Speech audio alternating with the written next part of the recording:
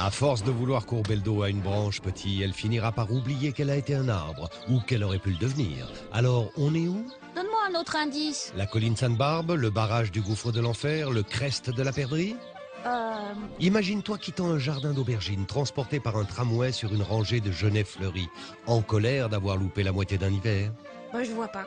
La richesse a afflué entre les mains d'un petit nombre et la multitude a été laissée dans l'indigence. Alors, Je te savais révolutionnaire, mais pas anarchiste. nous sommes dans les premiers jardins ouvriers, familiaux de Saint-Étienne, fondés par le père Volpette. Des ouvriers de la mine, de la rubannerie et même de l'armurerie.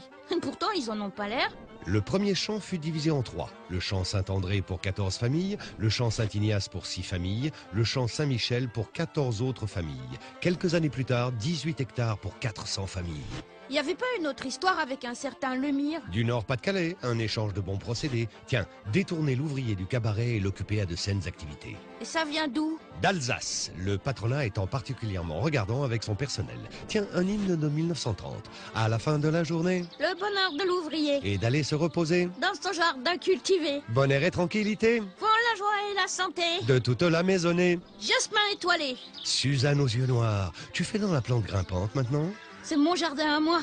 Et il y a un mot qui remplace ouvrier. Pourquoi faire l'aumône à la langue? T'as l'intention de couper une branche? Non, d'y broder un jardin au milieu d'une forêt.